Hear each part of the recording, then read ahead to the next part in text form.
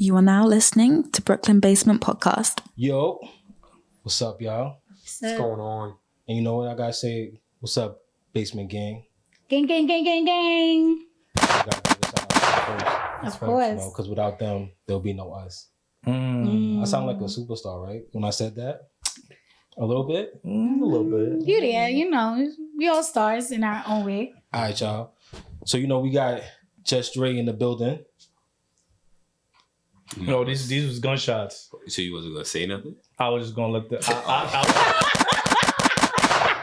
It's just Dre. You know what I'm saying? It's okay. He don't need no sound effects. He doing something different, you know.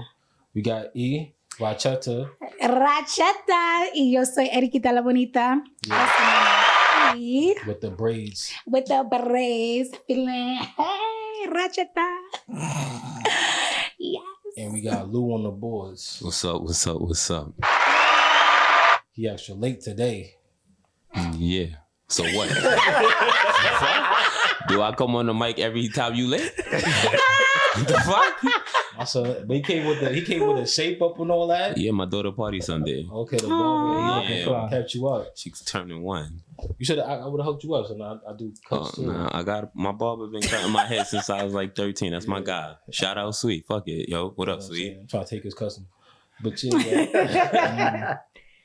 And you know we got a special guest with us today. You know he a director.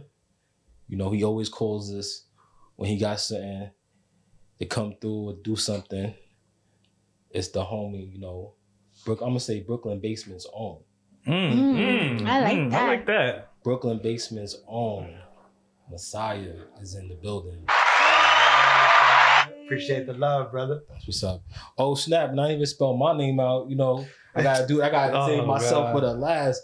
You know, it's your guy M-I-double-S.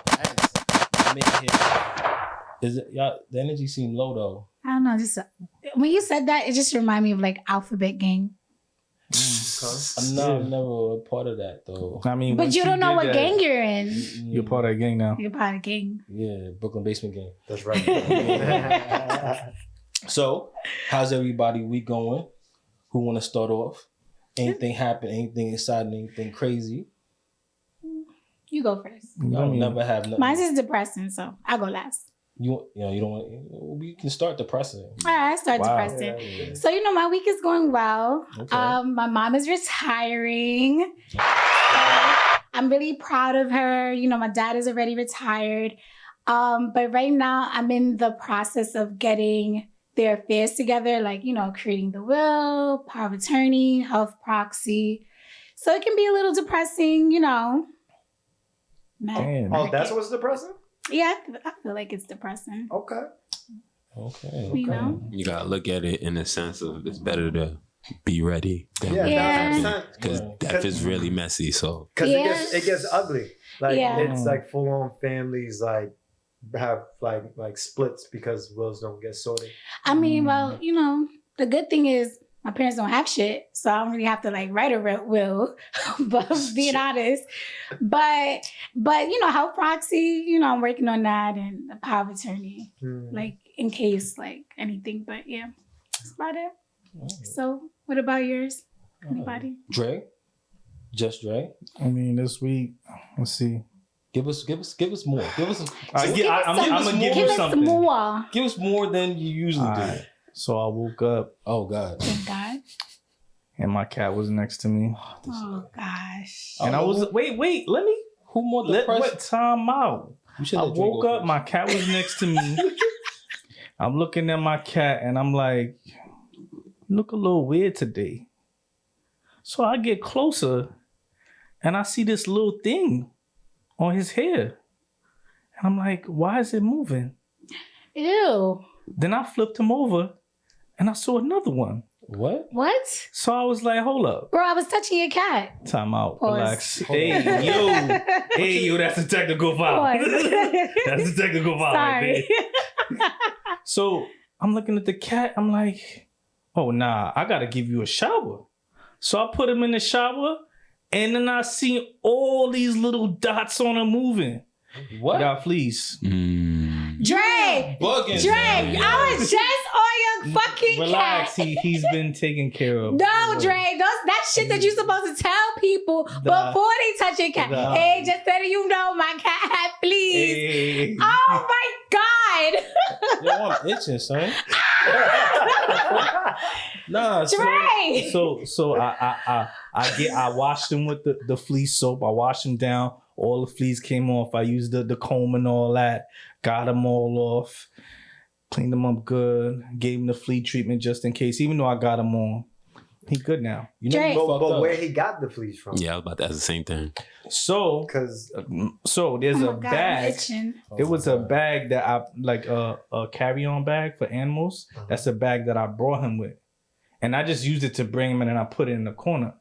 But then I noticed from time to time he keep going back to the bag. Like he got the attachment to the bag. So I ain't paying no mind. And then I looked at the back, I was like, oh, I started seeing the eggs and all that in there. I'm like, Oh my God, that's Dre. crazy. So you don't know how long your cat had fleas? No. It is just as recent, you know what I'm saying? You know what I mean? But Nah, Dre, nah. I'm Yo, sorry. Can we fast forward to shout outs to middle finger? Nah, I'm definitely giving you the nah.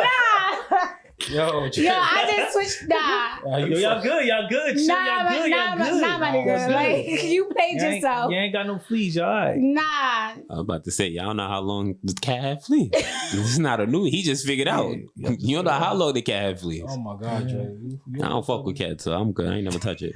I'm straight. I ain't I never fuck touch the with cat. cats. You know what I'm saying? I I love did a not cat. fuck with you, son. You this nigga Dre violated, son. Oh, this is what it is. We need to move to shouts and middle fingers. Nah, hold on. We gotta get. That sound I'm like I about just want to to- go to middle fingers. Cause- Damn. You should have went first, son, because you just depressed the whole room. I'm sorry. Well, you asked, I gave you an answer. Dre, I'm not depressed because I don't fuck with cats, so you know what I mean? Okay. don't I fuck with am. cats. Yeah, you hear? All right, y'all. So I don't want you to think you're alone. I'm here. All right, so Mosiah, you got a better story, son. Like, So my week's been boring. I've been editing. I got a lot of footage that I'm sitting on. I've been swamped with projects, so nothing special. Just behind a computer, staring at a screen for 8-10 hours a day, trying to knock out these shoots that I did. okay. Oh, but I do have something to share with you guys. So, this cat around the way hit me up. He was like, "Yo, come through. I got a business proposition for you." He's a cool dude, so he likes to hang and blaze. So I go through his spot, and then he's like, "Yo, come up to the rooftop." I go up to the rooftop, and he has his mans from France doing tag on his building, but it's like he's doing a mural of Spike Lee smoking a joint, and then at the bottom he's putting a New York joint. And so I'm watching it, and he's like, "Yo, you want to smoke? You want to drink?" I'm like, "Nah, I'm good, man." He's like, "Yo, do you want to he's like, "You want to get down on this?" And I'm like, "For real?" Like homie's like an artist. Like his shit is fuego. Okay. And I'm like, "Yeah, I do. As a matter of fact, yeah, I do." So I don't know what the fuck I'm doing because I've never spray painted shit in my life. So and he like, "Bro, chill." He's like, "You gotta do it like in flow, in sync." Yeah. Like you kind of like, he's like, this is what he said. He said, "Do you remember the game Snake back in the day?" Oh yeah. He's like, "You want to do it like that." So I started doing it like that. I was like, "Yo, I love this shit." So I basically got a free art lesson randomly. Nice. Yeah, that shit was hella dope. That was We gonna Yeah, Yo, yeah. I got you. I And got then you. do like this. Give me a couple months. Give me a couple months. Oh, that's what's up. That's fire, son. That's a good one. Lou? I thought he was gonna say the cat had fleas too. My bad. That's why I thought he was gonna say the cat had fleas. Like, yeah, about the fleas, huh? Nah, my daughter birthday's coming up. She's gonna turn 1 on Sunday. So this week just been all about party prep and stuff like that. You know, got her dress, her sneakers, got my son outfit. My girl got her outfit. She got her hair done. Like, just, you know what I mean? Just regular. I got onto the bar. I got to get my hair done. I feel like a bad bitch myself. I got my nails done. I got to get my hair done. You looking like a bitch. I mean, dog. Oh, Listen. see?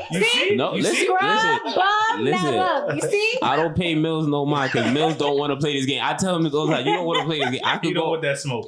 Like I said, I'll get Mills back. He gonna say some stupid shit later. But yeah. So it's all so it's just the road leading up to my daughter party. Excited, just we doing Lulu's first brunch. So it's a nice little brunch that's themed party for nice. us and stuff like that. Yeah, it's dope. It's dope. Even the dress we got made, we had wore like a print last year for the baby shower. So we got her a dress in the print. So only she's gonna wear the print this year. So I was like, yeah, it was a nice dress. The guy took fucking forever, but yeah, it was nice. So since it's gonna be released, past No. the date, No, I'll talk about it after. No. You'll say that? Yeah, after it happens. All right. Yeah. All right. Yeah. I'm not gonna be here, so I wanted to. Yeah, I know. We'll talk about it when you get back. It's fine. All right, yo. I'm excited. You know what I'm saying? All right, for me, what happened this week? Just prepping, you know what I'm saying? I tell everybody, I'm going to Jamaica. I'm going back to No, last week you was being secretive. Yeah, I was being secretive I was last about week. to say. This week, I'm going back to the motherland. The motherland of Jamaica. So is Africa. That's what's up. Nah, Jamaica's the motherland. I was about to say your mother. That's his motherland, right? Yeah, that's where my motherfucker. Yo, you can bring some fried chicken because I heard Jamaican's fried chicken. KFC is really, really good. Yeah. When I go to Jamaica, I don't really do. We didn't ask what you doing. Just bring it back for us. I don't really For the team. Yeah, that'd be You nice. do resorts? Appreciate that. Yeah, we're doing a resort. We're doing a resort first week, and the next week we're going back to the family. Okay. Family All exclusive spots, joint or Yeah, nah, Jamaica all inclusive is popping. So. hot, nigga? I went there for my 30th. Fire, nigga. I was so drunk. Shout out O'Neal, yo. No, I had a definitely, bartender named yo. O'Neal. Niggas getting crazy. Jamaica, like, it could be 3:00 in the morning. You just go to the bar, like, oh, boom, another one. I was eating burgers like at the resort. I put on like fucking 10,000 Jamaica. Nah, it's real. Jamaica's real. It's real, son.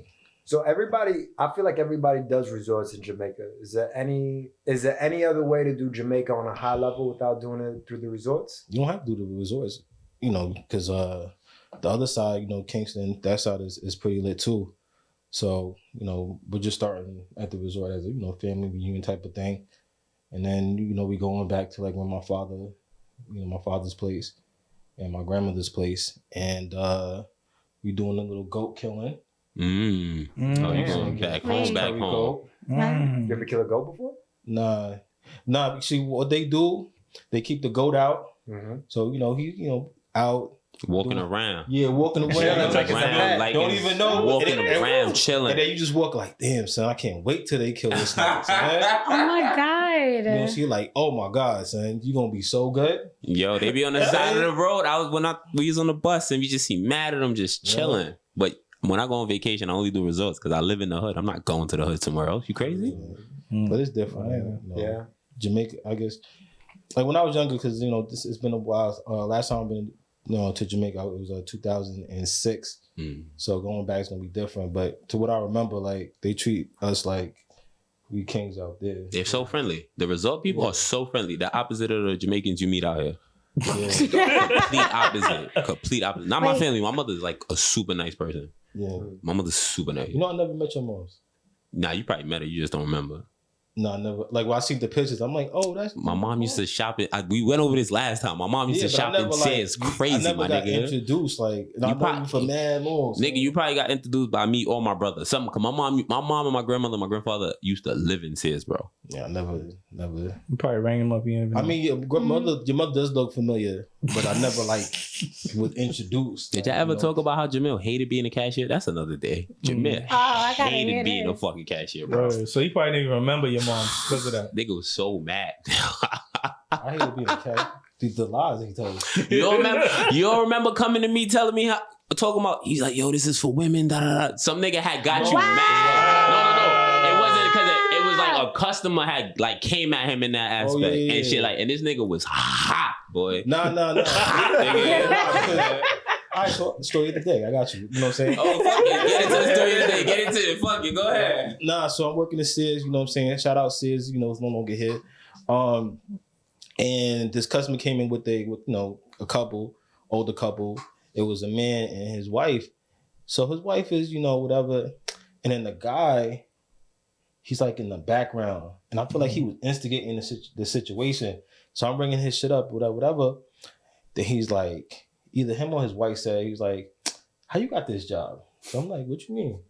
He's like, this is a woman's job. I was like, what? I was about to like throw all his shit out like, yo, you ring your own shit up. You know, have your wife do it. Because she's a woman. You know what I'm saying? But it was, you know. He ain't want to lose that 720, so I get it. You know what I'm saying? Yeah, I think, I don't even know. We was making 720 out. Nigga, you came to me hot that day, bro. Really? Yeah. I don't remember a lot, but I remember that. That's crazy. I don't remember a lot, but I remember this. That's before you got, that's how you end up getting into sales. No, I got into sales because me and Alexander, we was talking to the, not the owner, but not the, Sam? the manager. Nah, not Sam. Oh. Because nobody could talk to Sam. He was, Except for when niggas fired me up. Nah, but the black lady that used to do like the paperwork. They used to do the handle. Sandra? Yeah. Oh, the skinny one. She was slim. Sandra. Yeah. Oh, so yeah. she had came out, and you know, me and Alexander, we just just joking and whatever. So I made a joke. I'm like, yo, y'all need to put me in sales. And then she was like, all right. So I'm like, what? We was just joking. And then she was like, all right, you there next week. And then he hated that too, but whatever. That's a different story for another day. Nah, the sales was cool because I could chill. Like I didn't have to. I was except for when it was winter and niggas not buying ACs. But whatever. All right. I hear that. Shout out to middle fingers. Shout out to middle fingers. Since you are a guest, you get the first shout out. So I'm gonna give a middle finger. No, shout out. Shout out first. Shout out. Yo, Dre, that's that Dre. Dre be like, yo, fuck these niggas. I'm gonna shout out my man Goo Singh, who runs outfit CMOS. Nice. My homie has been killing it. He's been doing an online business for a couple of years and is crushing it in the CMOS game. So check his stuff out. I'm gonna shout out Natasha Cano, who's running her own advertising marketing company, membership, and then also my man Satya, who we've been making a lot of films together. He's a go hard, he's super talented, and I appreciate that, brother and king. Shout him out. I definitely need that CMOS Connect. So Yeah, I got you. Shout him out. E? I would like to give a shout out to Miss Patti LaBelle. Okay. So I listened to the Drink Champs interview with her. I didn't get a chance to finish it because I really want to intake a lot of the things that she said. And I just have to say, I admire her so much because she's very open, like in a sense of with her age, like she knows she's 78, and three things I actually want to point out. Although she's 78, she's still reinventing herself. Like she's trying new things and I love it.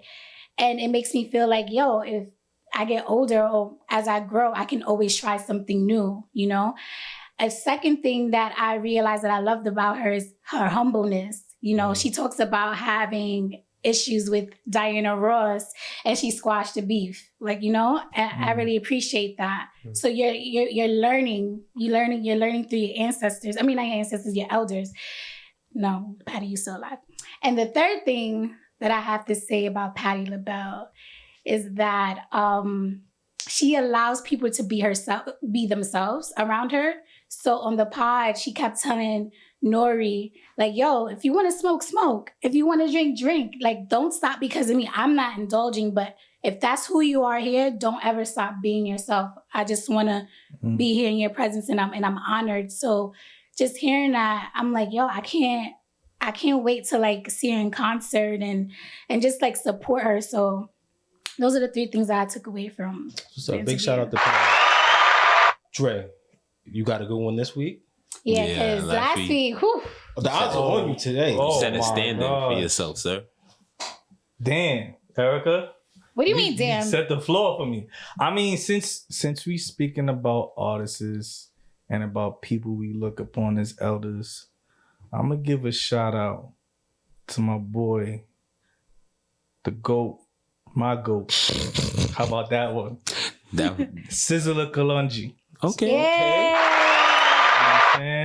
You know when you younger And I know y'all know this because y'all Jamaican, and you listen to the lyrics and you just saying it to say it.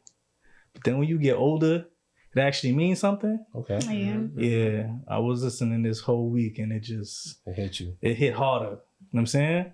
Big shout out to That's how I feel about Hov. Yeah, shout out Sizzler. But you knew what Hov was saying before though. Nah, not all of it. I was too young. As you get older and you live life and you listen to Hov, you're like, oh, I get it now. That Hov went through that. So hopefully you don't have to go through that. It's a whole line for everything. It's a whole line for everything. That right there, I agree with that. I agree with that. Lou, you got something on? Yeah, I want to shout out Black Chip Ken, my homie, the clothing line. He is going to drop something soon. I saw new items, new t-shirts. Let me not even say items, new t-shirts. I like them. Hopefully he dropped them before the summer drop because they like summer vibes to me personally, but they're really dope. So I just want to give a shout out to my bro, Black Chip Ken. Follow, check out the page, DM if you're interested because he making a resurgence. So shout you out, bro. All right. Shout him out. I want to shout out Bad Times. Hear me out. What?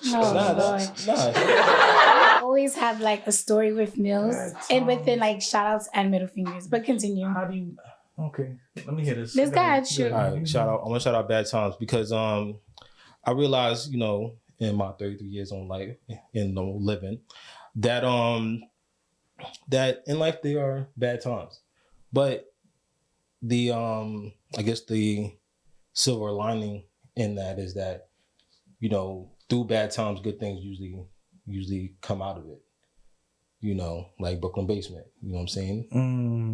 There was bad times. I don't mean to laugh, but he just looked about it. It was bad times. And beautiful things emerge from that. So I want to give a shout out to Bad Times, because you never know what the good, what the lesson is, whatever that's going to come out of bad timing. You to that. You know what I'm saying? So I won today. I won the shout out. Oh, this is Wait, huh? You did not. If it's a competition, E won hands down. What did you talk about? Yes, Miss Patty LaBelle. What are you talking about? Yeah. You shouted out Bad Times. Word. Patty LaBelle definitely had bad times, and beautiful things definitely emerged from that. So I definitely won. Mosiah, you wanted to get your middle finger off. Ignore Mills. So just so you didn't have one. I want to give a middle finger to passive aggressive behavior. Okay. Damn. You taking a shot at Milk? Whatever. My bad. So I want everybody to look at me. I want to give my middle finger to this guy right here. Oh, yeah. This right here. Yes, you, Dre. So I just want to let everybody know. Talking to you, bro. I just want to let everybody know, ever since Dre had this cat, I've been all over this cat. Lou is like, nah, I don't do the cat thing. Mills is like, nah, I don't do the cat thing. But you see, Dre do the cat thing. And I like cats. So I pick up the cat, holding the cat, all this bunch of stuff. And you think this man found out that once the cat had fleas, he will call me, be like, yo, E, just want to let you know, cat had fleas, extra wash yourself with bleach or whatever the case may be. No, he don't do that. You know what he does? He comes to pod and then tells the world that the fucking cat had fleas. So my middle finger goes to you. How the fuck can you do? Like, what? Word, Dre, what's up? Okay, you got a middle finger too? I definitely don't got a middle finger like that. He's gonna throw it up to himself too. So I'm gonna give a middle finger. I'll give a middle finger to myself. How about that one? Thank you. Okay. I'll give a middle finger maybe that was a little uncalled for. But it's not human fleas, it's animal fleas. There's a difference. I don't care. They're not like they jump around. Okay, but they're not like they don't latch onto you. I don't care. That's something you're supposed to say. I'm sorry. But listen, now. Yeah. Do you think I want to be around your cat now? But my cat loves you. I understand that. But right now. Technical. Yeah, pause. Yeah. Yeah, pause. I don't get the pause. My cat loves you. You have a cat? I do have a cat. Pause. You don't have a vagina, so you're fine. Thank you, E. Thank you, E. I I just went along with it because I know how Dre thinks. So I'm like, when you have a vagina, then it will be different. Unless he's telling us another story. But hey, listen, that's why you got to pause on certain stuff because nowadays you don't know who's who. You don't know. But in your case, do we know who's who? Yes. Okay. I don't know. My bad. Yes, Mills, what's your middle finger? I got to give a middle finger. And, respectfully, I fuck with Fabi. But there's one thing he said on the interview that he had with $1 million worth of game. $1 million worth of game, shout him out. He said, so they asked him, like, what are you listening to? Mm-hmm. So we started naming like dead rappers. Then he says, something about dead rappers, they sound way ill. Yeah. And I'm like, the fuck? What kind of demonic shit is this? So middle finger to that. Nah. I do not like that shit. Do you think he's the only person that does that? Bobby, though, son. Do you think he's the only person that do that? No, I'm not saying that. All of these streams like go up. said, dead rappers get better promotion. But that's probably what it is, though. But Fabio on Demon Time, so. But he also, Mills is also leaving out the fact that he named people that he actually knew. It's not like it was like dead rappers. He King Von, he has a record with Pop. He has records with like he named people that he considered friends. It's not just dead rappers. Don't say it like it's just dead rappers. It's friends. He did say that their music hit different. Yeah, because you miss your friend. Nah. What the fuck? If somebody passed away and you look at their picture, that's what I took it as the equivalent to. It's the same shit to me. I can understand that though. Yo, perception is crazy because when you said it, I'm like, that's crazy. Nah, but for me, then he said it, I'm like, yeah. He had me thinking Bobby was a part of Illuminati or something. It's two perspectives, but I just feel like me listening to that, I'm like, nah, that's demon shit. Like, nah, but if he started like saying Pop or Big, I'll get it. But he's naming his people that he worked with and shit like that. You get what I'm saying? That's how I took it. Like, I miss my friend. Niggas is masculine. Like, niggas not gonna come out and say, yo, I miss my dogs. That, to me, I took it as, yo, I miss my dog. Me personally, but, I don't think like you, so. Yeah. I mean, we think different. That's cool. That's way different. Clear just now. But not middle finger to Five, you fuck with him, but middle finger to the thought. You know what I'm saying? I like how that you... the perception that Mills took the thought for me. I gotta respect, you know what I'm saying? This is what it is. If it was somebody else, like from a different borough, it would have been straight. Oh my gosh. But, I gotta respect that he from Brooklyn, the non, you know what I'm saying? That's where my son's from, so I gotta respect it even more. But you know what I'm saying? You better respect it. So no, I gotta better respect it. That's that brother shit down. That'll explain tough. We're not gonna argue about Fabio. So what is the stamp of approval? First thing before we go to stamp of approval, we switched it's the SOMF. Dre, you want to elaborate on what we switched it to? It was too much letters. Yeah. And I've been telling Mills about that. So it's just S&M. Oh, it gives me like porn vibes. Word. Yeah. Ooh, I got a design already. That's crazy. Like a sexy chick? Yeah, I got a little sign. Yeah. Shout out to middle fingers. I'm so confused. Isn't that what... Nah, I'm just thinking like... You're thinking aloud. I think you should think inside. You word. All right, whatever. All right. Stamp of approval. Who got it? So, I'm giving the stamp of approval. Shout out to the Zoes. Ça passe, Mamboule. So, I'm giving a stamp of approval to Taste of the City Fresh Grill. It is located on 1368 Flatbush Avenue, Brooklyn, New York. So my friend, she invited me to dinner at her house. She ordered food. And my friend is Haitian and her husband as well. Shout them out to Adley and Peterson. And they got me griot, which is fried pork. Shut up. And put the pickles on it with the bun on. So the pickles is like the hot sauce for Haitian people. The bun on is fried plantains. And then they had fried goat. I don't know how to say that. But they had white rice. We had sespois, which is beans. And then I can't remember what else we had. But the food was amazing. And I love Haitian food. And it's located in Brooklyn. So I had to shout them out. I think you just like food. That's why I keep getting thicker. But don't worry, I'm going to lose the weight. You're not. And that's the stamp of approval. So, Mosiah, what's going on? You're a director. Yeah. You want to give us some some pointers. Yeah. Word. Yeah, I say, the biggest thing is that you really want to take anything that you're directing from a place that is really true to your spirit. A lot of times people, and this could be applied to a lot of things, but if he's talking specifically in directing, people are so focused and caught up on ideas of what's going to be hot or what's going to make them money. Not many people follow their heart and their spirit, and that's always going to lead you to the place of gold. And so if you're directing, if your thing is like, I love candles, candles is my shit, you should direct things around candles. If your things is like cats, I love cats, you should direct around cats, because when you have that level of connection to something, while it may not be executed at the highest level in the beginning, just the fact that you love it and enjoy it is going to lead you to a high level on it.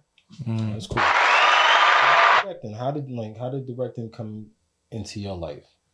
Really just out of necessity. I started off as an actor. I wasn't getting any jobs. I didn't even know how to get into the room, but I was hungry. I was always very, very, very hungry for it. So I would study with whatever acting teacher. I was so hungry that if you told me you were an actor, I'd be like, yo, bet, let's do a scene next week. And I was just putting actors on the spot because I was like, whoever's with it, I'm with it. But I couldn't find my way into the room. Like, it's such a small exclusive group that's going out for these major roles. And so fortunately, one of the people that I asked, he was like, "Are we gonna do original material?" And I was like, "Yeah, I could write something." Yeah. He was like, "Are we gonna film something?" And I was like, "Yeah, I could probably get people to film it."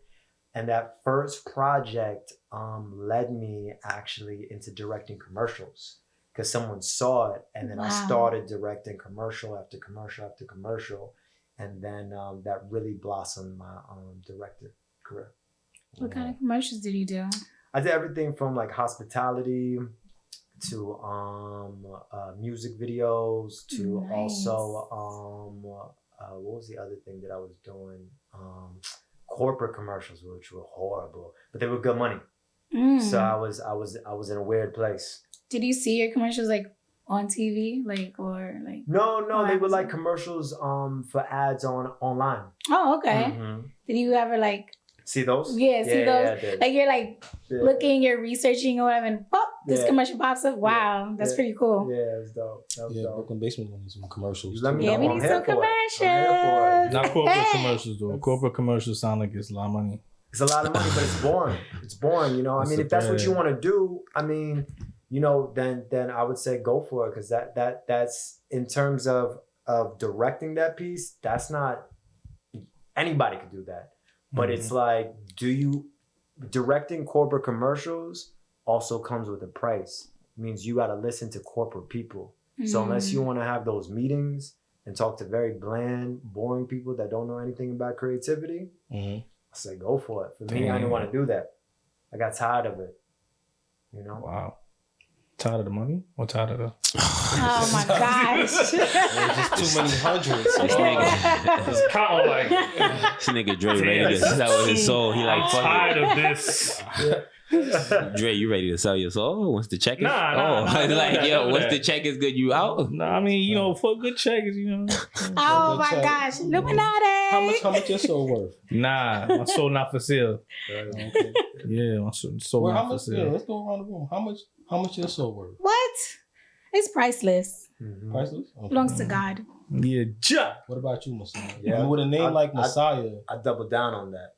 Yeah. Yeah, most definitely. If I would sell my soul with a name like Mosiah, that'd be problematic. Yeah, that would be. We don't get to the name though. What about you, Lou? If niggas come knocking with $1 billion, I might give it up. I ain't gonna lie. Niggas come I got that beef for you, bro. I'm like, I see you later. I don't know. You saying we're Hov and shit? Yeah, fuck it. We here, nigga. We up there. Fuck it. You heard? Oh my god. Niggas come knocking with a beat, man. Sitting up. Yeah. Damn. Mills, you always like to skip your own question. Yeah. So about that name. Nah. Mills skip it because he on my type of time. That's why. Nah, I gotta hear the stipulations and shit like that. Now you gotta hit. It was your question. No stipulations. Right. How much you selling for? I gotta hear the stipulations. How much you selling for? Y'all just said that y'all. What's your price? Here, what am I losing? What is your price range? Your soul. You're losing your soul. I mean, what does that mean? What is your price range? Yeah, I gotta hear it out. What do you? How much you selling it for? I don't know. Son. Don't cap for nobody. How much you selling it for? But I'm saying I gotta hear it out. $50. Damn, son. He tried to tell you your worth. Damn. You sound like That's Fabi. hurtful. You sound like Fabi, son. I sound like Fabi. See? I don't even know what that Don't do means. that to him. Don't do that to Bob. I don't even know what that means. Don't do that. Wow. Because Mace came with the contract, and he was like, "Yo, 5,000 for your soul." That's not what. Yo, you. Not His man bad. was like, That's man not- was like, "Yeah, sign it." And he was like, "Yeah, I got you." But didn't they renegotiate that No, contract? I that's didn't not hear what that part. happened. I didn't hear Mills that is part. just butchering the whole thing. Leave Yeah. Fabio alone, bro. Leave him Leave alone. Fabio alone. Shout out I know. Fabi. Shout out to Shout Nas. out Fabi out there. Shout out Yeah. Fabi, man. Shout out Shout Fabi. out. Yeah. That's crazy, bro. Oh, Leave no Fabi smoking. alone, because that Fabi, yes, he was a young man who got taken advantage of, but Yeah. No, the way Mace laid it out is not as bad as it seems. Yeah, shout him out though. So Mosiah, Mhm. how you got the name? Got the name because I went to Cartagena, Colombia when I was 27. And when I went out there the first day, I ended up linking up with Captain James. We ended up going sailing. And I was with a cousin of mine. And then the first night we were drinking. And we were throwing shot after shot after shot. And at some point in the conversation, I'm tipsy. And I'm just like, I'm not really connected with my name. I've had aliases my whole life, and it's been kind of a strange thing where I feel like aliases have been different chapters of my life, but I've never had a name that was really like grounded and true to me. Mm-hmm. And so Captain James said, well, if you could choose a name, what would it be?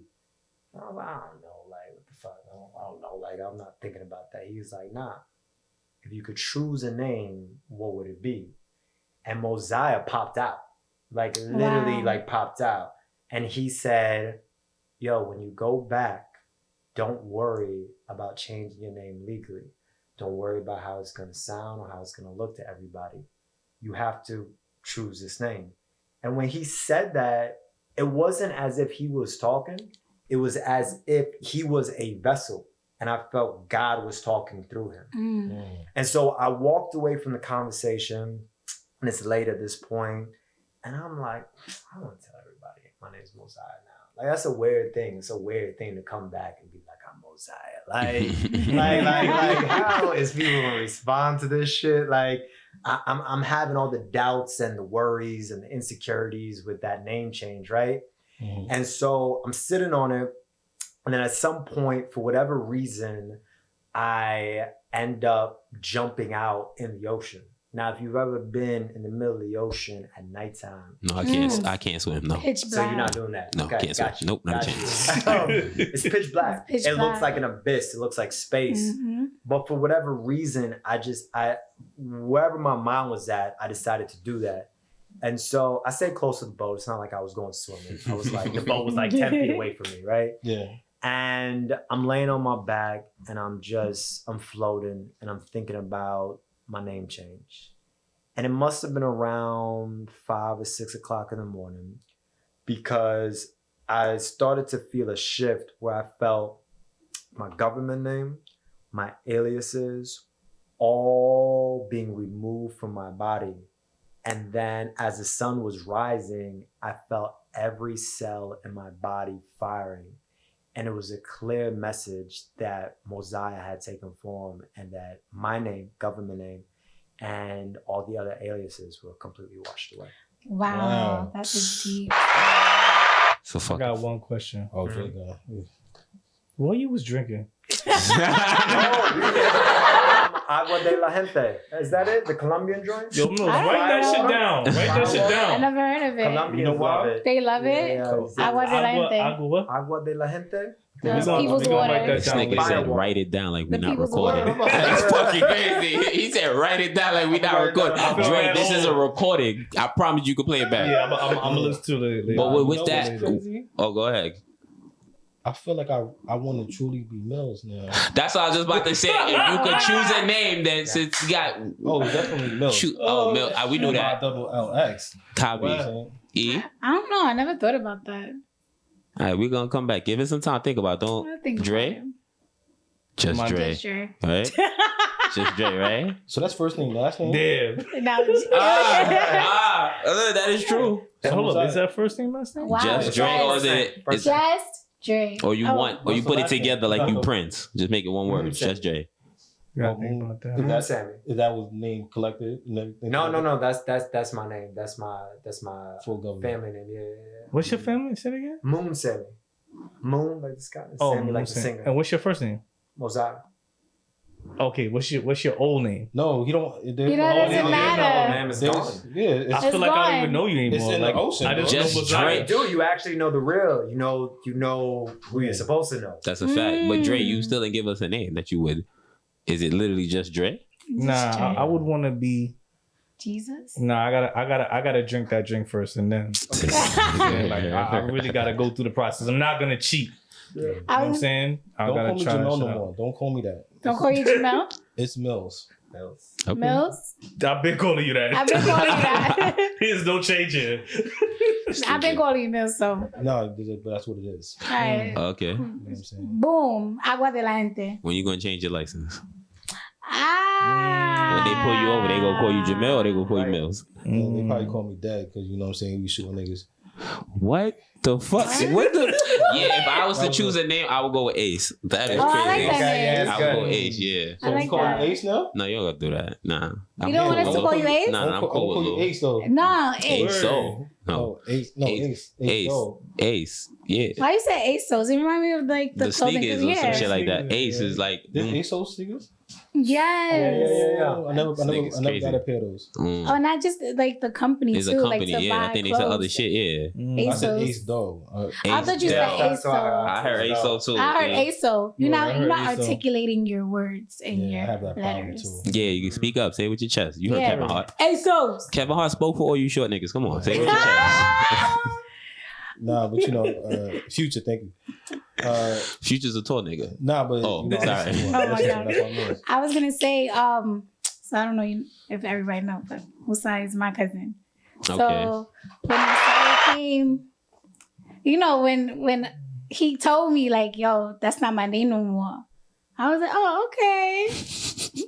All right. And then I accidentally called him his old name. He said, yo, that's not my name no more. And I was like, all right, Mosiah. So then when we got back, when we got back to New York, I was like, damn, Mosiah is, he hot. Like, he's, I spoke about it with Mello, and Mello was like, yeah, he changed his name, and, he went through this divine intervention, and we respect you for it. So just hearing that story, it kind of like propelled me to go through things that I wanted to go through. So yeah, that was really deep.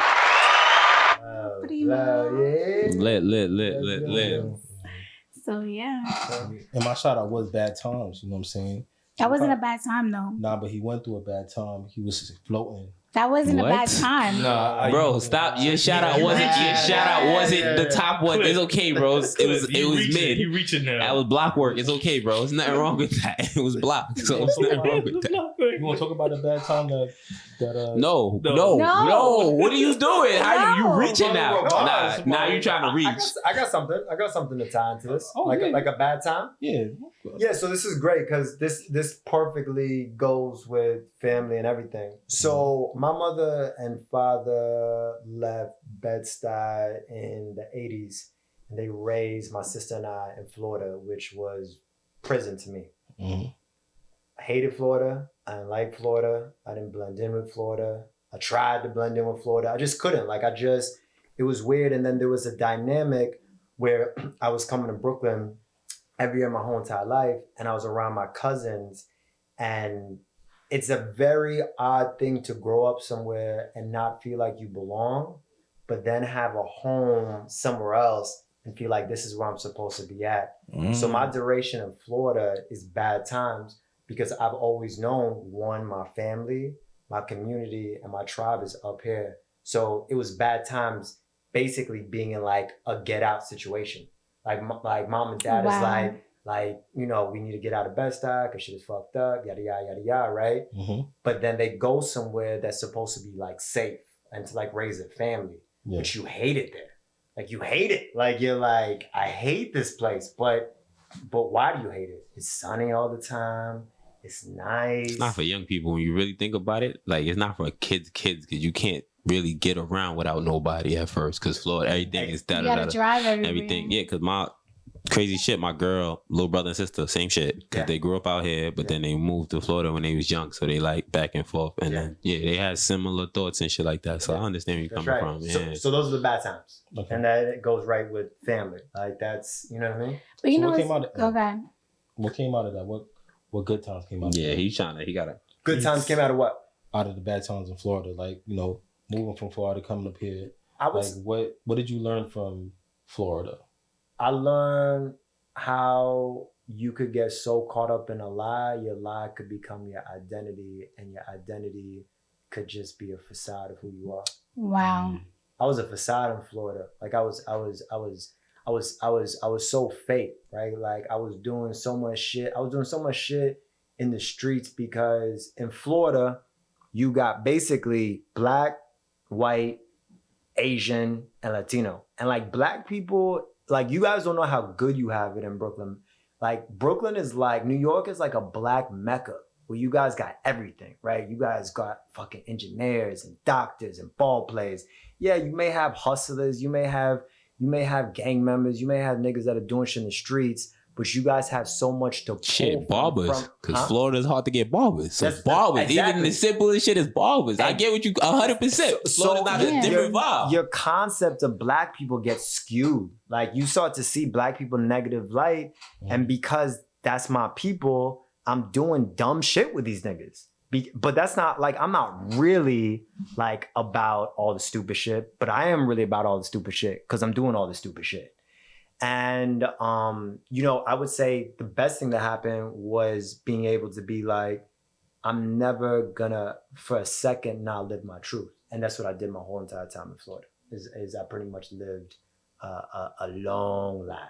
So I know a nigga that lies so much that he believe it. I don't think it's the same, but he lies so much that he believe his own lies. You know what I'm saying? Yeah. Like he'll tell a story that niggas was all there for. Yeah. And tell it so different. I'm like, nigga, you know we was all there. I'm confused. My nigga, we know what really happened. My nigga. Hold up. Pisces? Is he a Scorpio? No, not Scorpio. That's I don't know his sign off the top of my head, but I wouldn't do that anyway. Because then the person might know who they are. I'm not doing that. Oh, I think they already know who they are now. Nah. Yeah. Okay. Nah. I ain't going no, like, I ain't pinpoint nothing. I just said something. The person I can believe is them.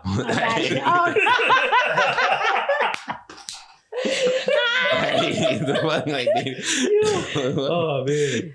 You know, it's crazy. So while you were in Florida, you know, everybody's in Brooklyn. You're like, damn, they get to go to the beach. We get to surf. You know, they live in that good life. Like, you know, they have great schools. And it's like, you know, we had this conversation before, but like now that you're telling the story, it's like, damn, like you're absolutely correct. Yeah. When I went to Florida, I felt like the only place I could have got my hair done was in Little Haiti. Yeah. In the swap markets. Yeah. So you have to go inside. And it reminds me of like the store downtown Brooklyn where you guys got your shirts from. Printed Scissors. I thought you was going to say they changed, but sorry. Oh, no. No, where you got the shirts from in Brooklyn, like you had to walk in and then one section they do jewelry and one section they do CDs. Oh, so they did get their change too. See, they got their change there too. Yeah, they got their change. Shout out Old Fulton. So Wait. like when you walk in, you know, you see the culture is totally different down there. Like totally different. It's like a whole bunch of city girls when you go. But it's bad. Oh. It's not bad. I like it. No, shorties. I mean, they're beautiful. Yeah. They're beautiful, but they're frowned upon though. Why? I mean, well, when I went, yeah, not now. It's a whole different culture. You know, it's uplifted, but back then they were frowned upon. Just the way they spoke, the way they dressed, the way they carried themselves. But It's yeah, different now because it's a bad bitch. yeah, Nah, it's- epidemic. That's right. it's bad bitch renaissance. Hey. Yeah, I don't know. Y'all gotta check out Rap Shit if y'all haven't checked out Rap Yeah. Shit. Oh yeah, I Rap watched Shit it is- last night. Rap Shit is Yeah. dope. With that being said, like, who is like directors that you check out their work that you like? Oh, because like I'm assuming as a director, when you watch something, you don't watch it like said like a regular person. You know what I'm saying? So you're pay attention to time frames or whatever the words. I ain't direct. I'm just trying to be smart. So like, Nah, you smart, in a dude. sense Stop like- saying that. in a sense like Stop that. saying that. Like, who is like somebody that you really like admire their work? Not necessarily like you follow suit, but you just watching like, oh, this is good work being done here, X, Y, and Z, whatever. So my favorite director that I really watch right now is Barry Jenkins, the director of Moonlight. And the reason Nice. being is because to me, he is hands down the best director in the game.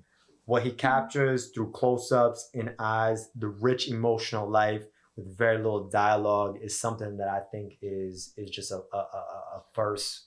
It's a masterclass watching his film. So that's who I really pay attention to. That's cool. Question, like, so as a director, do you feel like I can show you three movies, right? And you can tell off of style, like, which director shot each one? 1,000%. Wow, Yeah. that's really What's- cool. Well, I don't know Spike. So what's something that Spike does that you can tell, like, this is a Spike Lee movie? That's a great question. So do you remember you remember Malcolm X? Do you remember the joint at the end where Denzel is standing and he's getting ready to do his last speech outside of the mosque and he looks like he's floating? Yes. You remember that? Yes, that is. Mm-hmm. That is a Spike. Mhm. That is literally that is a signature Spike Lee move. If you see anybody do that, they are stealing that from Spike Lee. That is literally, and you see it all throughout his films. But he created that. He created that shot. Yeah, I think he did that shit in that. What's that other shit? She Gotta Have It. I think Yeah, he, yeah, I think, yeah. That's what I'm did saying. that He shit. always Yeah, drop yeah, like yeah, because yeah. that's his. Yeah, that's you're his right. shit. Yo, that is That's his right. shit. What's something that you do, like, you know, that what's your signature thing that you do? I don't think I have a signature thing. I think when I look at my work and I think the feedback that I get from people, I tend to like to shoot things raw and gritty. It tends to be my style. It tends to be like the thing that I keep on going back to. I don't necessarily have a signature move yet. I don't necessarily think in those ways because I'm always thinking in terms of how can I serve the story. So my shots are dependent on how the story comes out, not necessarily something I need to throw in so people recognize, you know, it's me or what I'm doing. Okay. I want to throw something hypothetical. So, as a director, right? What do you think will come out with a better product? A good director and trash actors, or a bad director with good actors? That's a good question.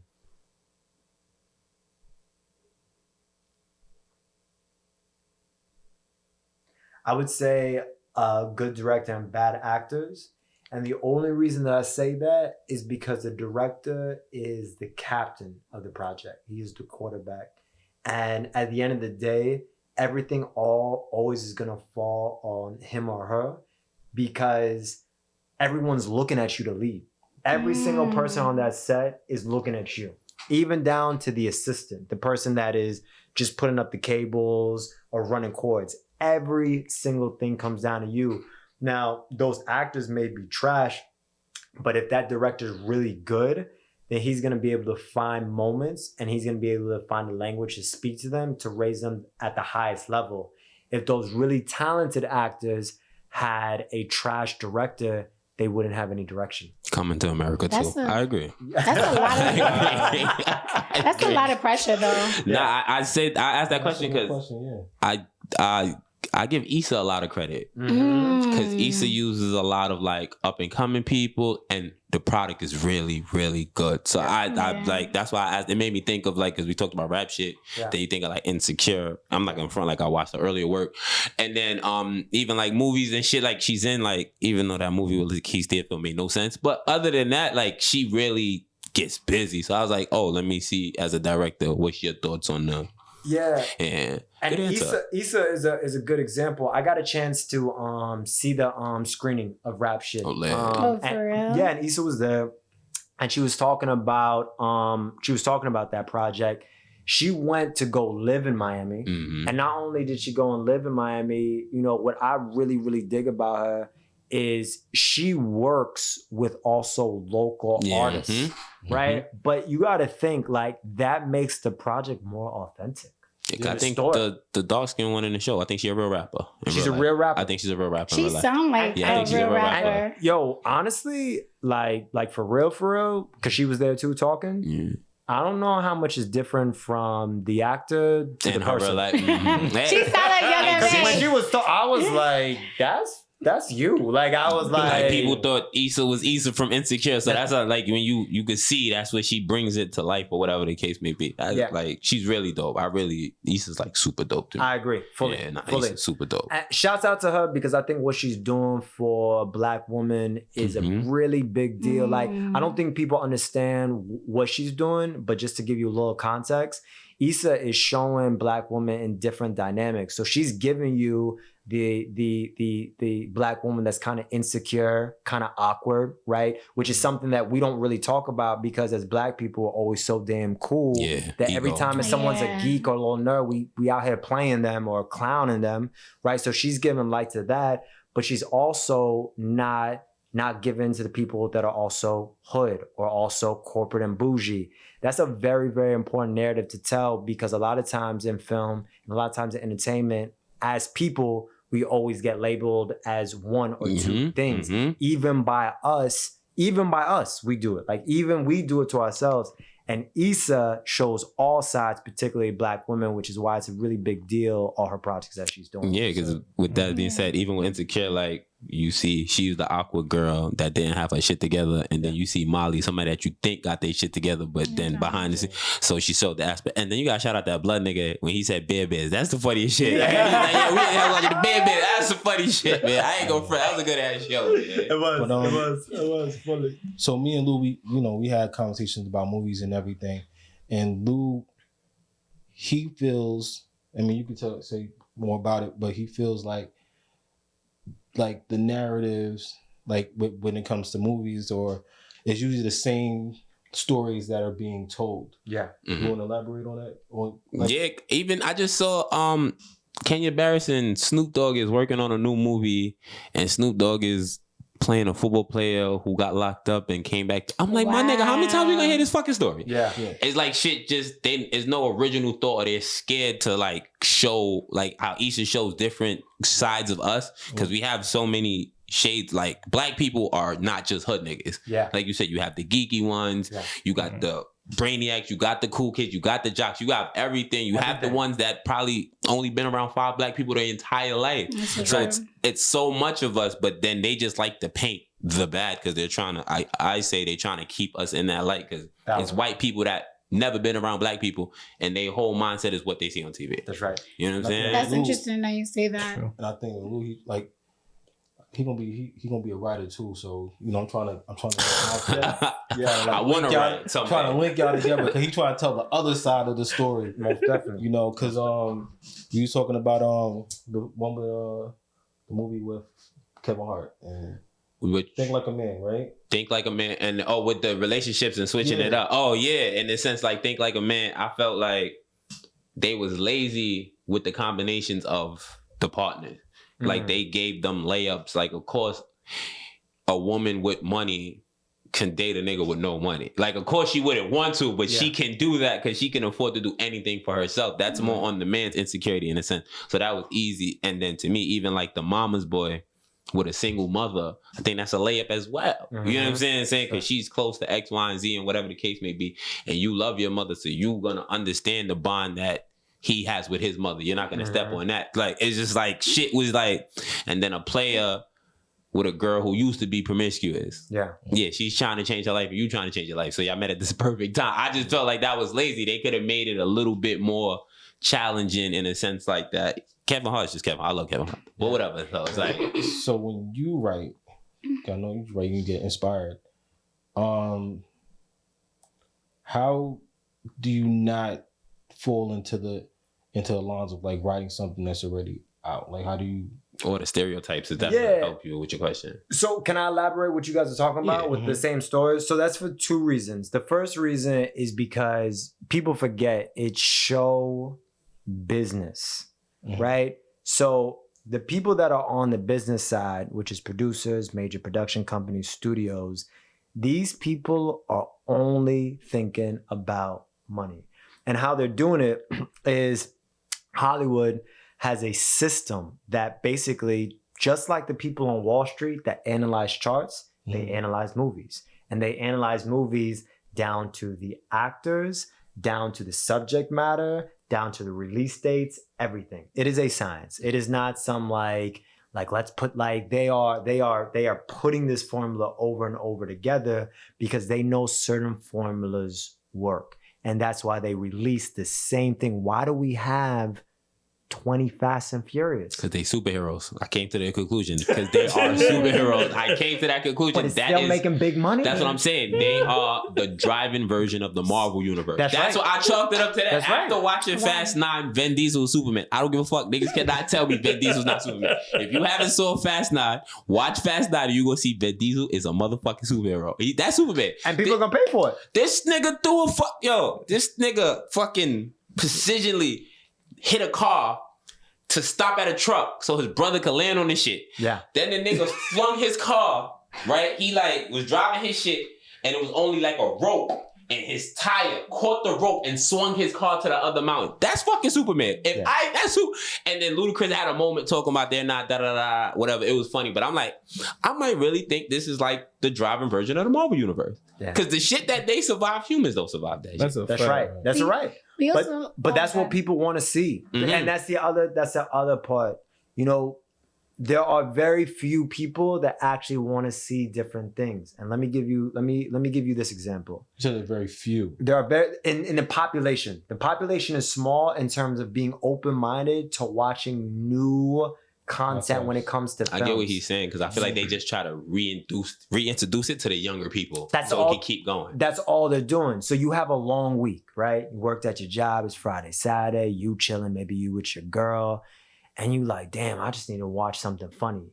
You watch a trailer that gives you a feeling of a movie that you've already seen it before. You are more likely to watch that than try something new because you are looking for a guaranteed feeling as a consumer. That's cool. That's algorithms. That's the algorithm. That's why that's the way it is. But here's the beauty in what's shifting is the internet is shifting all of this because they can't keep up. They just can't keep up with social media because social media is more watched than anything. And so ultimately where the TV and where the movies are is in our pockets. Yeah, and they know that they can't keep up. You got to put your promotional dollars into social media. You see fucking Netflix be wasting their money on everybody. That's right. right. Have a different concept. So you're saying that's what you should do? Like you should do that 1,000%. To anyone that wants, so to what you guys are doing, right? With this podcast, which I love, super dope. I'm definitely gonna be back here again. Of course. Yeah, most definitely. With what I'm doing in filmmaking, essentially what every single person needs to look at is you need to study a couple models. You should look at the Rockefeller model by Dame, by Jay, and by, I forgot who's the third person. Biggs. Thank you. And then you should look at Nipsey Hussle's. Yes. Those are the two like really like giants that you should study, but more so you should study their blueprint and how they move. And you should make it applicable to what you're doing. Because what they did is they built their brand and they did partnership deals. Yeah. Which means no one can fuck with Jay. No one could fuck with Nip, you know, when he was alive doing his thing because they build their own brands, they build their own audiences. So the only thing you could do is say, hey, you have a big enough voice, you have a big enough audience, I would love to do something with you. Yeah. The difference between what they're doing and what someone like Kevin Hart, who's the biggest comedian in the world, is he's at the mercy of the industry. Yeah. He has to do an image that looks a certain type of way. I think it's switching though. I think it's going. You see it transitioning? I think because his last interview from the his last pivot, interview he sounds fucking left. more so like he's coming back. He said he kind of spoke on that and touched that. Like they saw him as the family man, X, Y, and Z. Yeah. So he did go through that because he started off raw. He was fucking with Rockefeller, to be funny. He fucking with Rockefeller. Because Dynasty, he played like 8 niggas in that movie. So he was fucking with Rockefeller or whatever. Paper Shoulders is a good movie too, but whatever. So he was fucking, but I think he went through that. Yeah. Got the da-da-da-da-da-da-da-da. And because a lot of this shit he does, he still owns it. Yeah. He still owns it. He just do X, Y, and Z because like the content that's coming out on Netflix, I think he owns it because it's coming through Heartbeat Production, but it's being distributed through Netflix. Oh, that's phenomenal. So I think he's at that point now. That level. He had to put the work in to get here. Yeah. And now he's cause like you get there. Look at Eddie Murphy. Eddie Murphy went through family movie after family movie after family fucking movie. Like he was going crazy. To the point he's not even that funny no more to me. But the back, I think to just talk about what you talking about, the show business, I think that's what it is, more business than anything. If the shit get numbers, they don't care if it's good or bad. If it makes numbers, they're gonna keep putting the shit out. They don't care. As long as the number, because if you realize all people talk about is first week box office numbers, how many streams it was, X, Y, and Z. They don't talk about the quality of shit. They just say how well it performed. That's all people care about is performance and showing people X, Y, and Z. I think the streaming is definitely killing that because now things could sit. So your first week may not even be that good. But but the streaming, Kevin Hart be posting and shit. His streams be crazy. Yeah, but I'm saying it doesn't like your first week doesn't really matter now. Yeah, look at Squid Games. Because if it sits, that's right. Yeah, that's why streaming is so big. It builds traction. Then it could be what 5 weeks in. Yeah, or a whole year in. But that's what the only thing with that is like you as the creator, you could get fucked. Because now if you come in cold, you don't got no leverage. Yeah, but then you can build leverage. You can build leverage if you're not in contract already. That's what I'm saying. Because you can that's what happened. That's what happened with Squid Games too. They didn't expect it to be that good, and then he still got fucked over. Same thing with the Inventor Anna shit. I heard she didn't get a big bag, and that shit was huge. Like you get what I'm saying. So if you come in cold, then you just be like, all right, da da da da. Boom! Now niggas own you for the next da da da da da. And that's what happens. You like, oh, you hot as fixed grease, but you're like Fabio and Mace, like you've been talking about. Fabio and Mace technically. You know shout them out first before we. No, I'm not talking. I'm just saying in a sense he signed that contract with Mace. The only part Mace said Mace didn't deny that he still gets some of Fabi Masters, but he said he don't own his publishing, none of his touring, none of that shit. But he said the Masters part you know what I'm saying? Yeah. He said. So I have a question, but I want to go back a little bit. So I say Young M.A., but I must say Young Miami.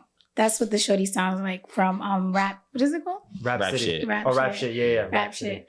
And then second thing, Lou, you brought up Snoop Dogg playing like this football player. You know, you get tired of like these images, but I feel like it's kind of cool that Snoop did something like that. I think that's kind of safe. No, not a football player. Not only a football player who went to jail and came back. But I still think that's safe for Snoop because you gotta remember he's getting his feet wet.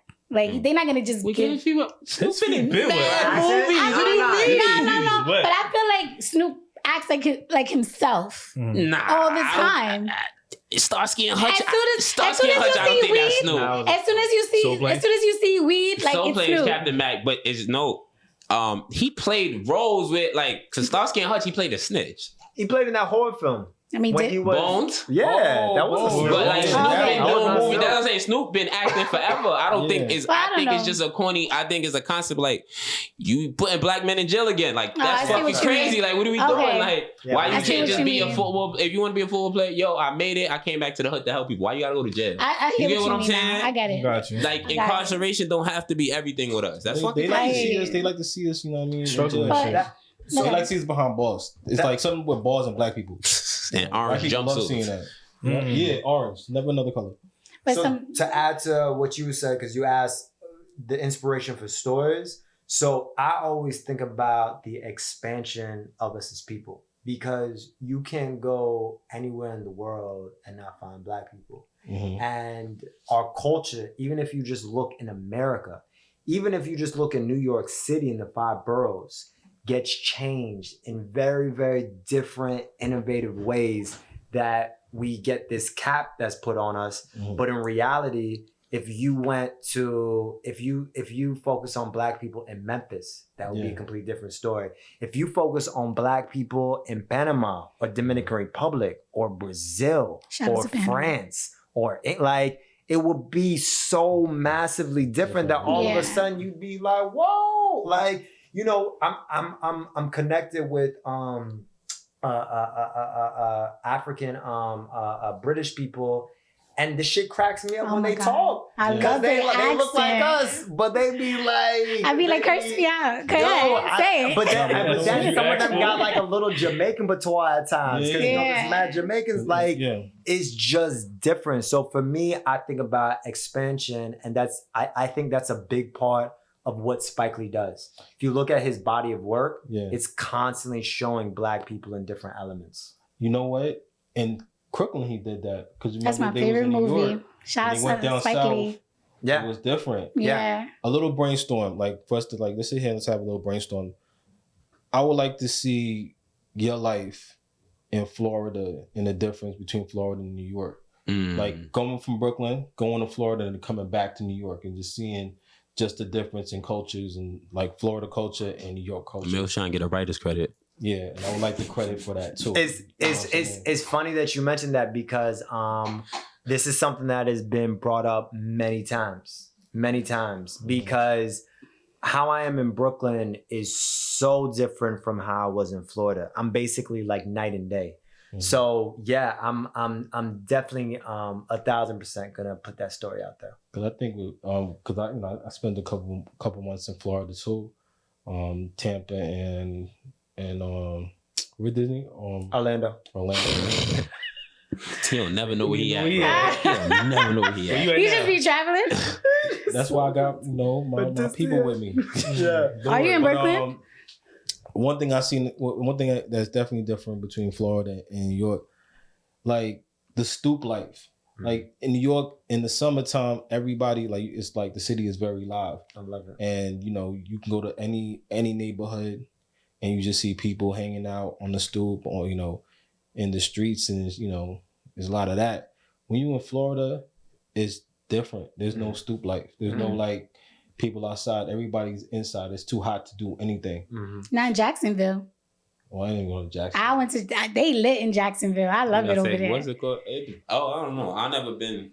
I always stay at hotels. I never been in the trenches. I don't know. Jacksonville it's the hood, but it's fun. Like, I remember going to Florida. I went to Miami, and I was in Kendall. That's where they used to live, right? Kendall is in Miami. No, like that part in Miami. Kendall, right?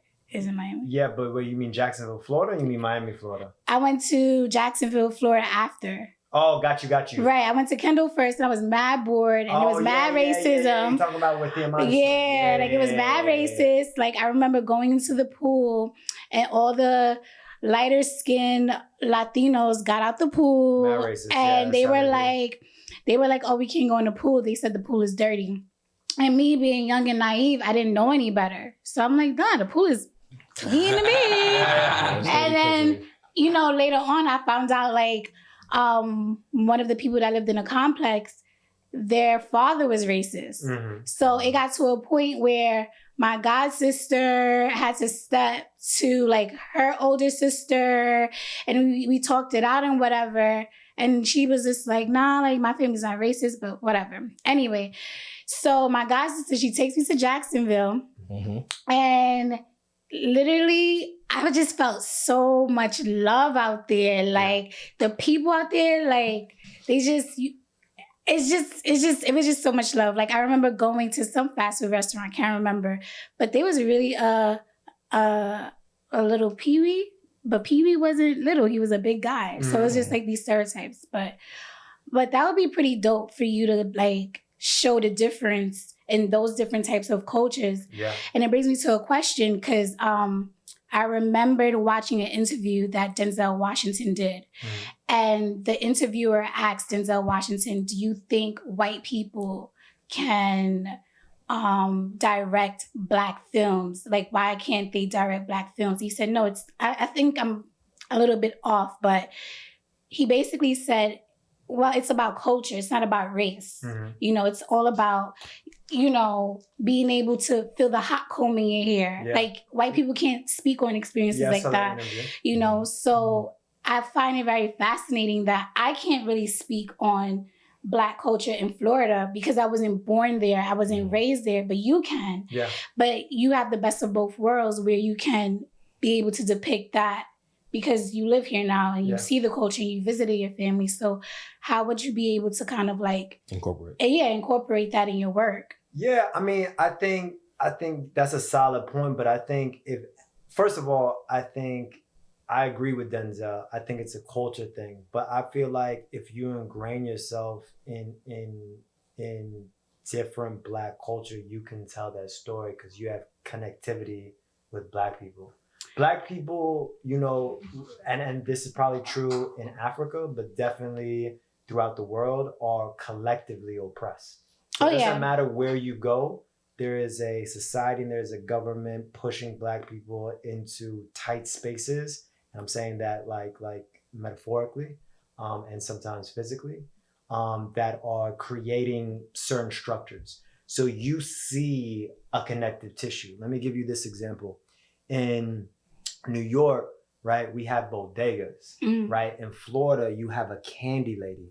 So you pull up, you know what I mean, on the block and you knock on someone's house. You just knock on the house. And they selling candy? And they sell you candy. They sell you Black and Milds. They sell you blunts. And wow. You can buy this. We used to buy this as kids. I did not know that. Right? So like, that's the same. There's a connectivity to that, right? Because the bodega, right, in New York, it's all cultures, whether it's Arab or Black or Dominican or whoever, right? But essentially it's these small little grocery store businesses, but it's the same concept in Florida, just without it being official. So it's the same idea. And when you see that, you can kind of see the connectivity of Black diaspora. That's why it's so important to travel. So if you ingrain yourself in the culture, you can tell that story, but are you going to ingrain? Are you going to have judgment? Are you going to feel some type of way? Are you going to get down with the people? Are you not? You know what I mean? Like I don't go to Panama and I'm trying to dance hip hop. I'm trying to dance salsa merengue. I don't go to Brazil and I try to dance hip hop. I'm going to dance samba. I'm going to get down with my people that are there in those spots. So if you ingrain yourself in the culture, I say you can tell the story if you're connected to that culture. But do you feel like, now it brings me up to another question. So, you know, we do have white directors, you know, and you also have white people that own like these type of films and whatever the case may be, but they making money off of Black people's pains and laughter and cultural differences. Do you feel like that's even fair to say? Because you have these directors that might do the same thing that you just said. They might go to, you know, they might live in these urban areas. And are you saying like, what can white directors do that? Yeah, like do you feel like that's fair? No, they shouldn't be doing that at all. But it happens though. Yeah, it happens, but there's no reason for white directors to tell Black stories at all. Zero. And in fact, it works more against us, because if you've had all the opportunity, you've had all the privilege, but you're not going to allow young, upcoming Black directors to tell stories. But as a white man, white woman, you feel entitled to tell Black stories because the world or Hollywood thinks Black culture is hot right now, then it is only a reflection of your continual projection of racism and ignorance. That's why I can't watch slave movies. Like 12 Years of Slavery, I couldn't watch that. Yeah, no, I think it's very important to, I think as a people, we have individual trauma, we have collective trauma, and we have ancestral trauma. We all know this, we all feel this, right? It's very, very important to tell the narratives of us enjoying life and being happy. Because we all live with shit. All of us got stories about being harassed by the police or someone getting locked up or someone getting killed for whatever. Like, we all share those stories. We all know that. Yeah. We need to see more imagery of us being happy. We need to see more imagery of us celebrating, because trauma is just not our side.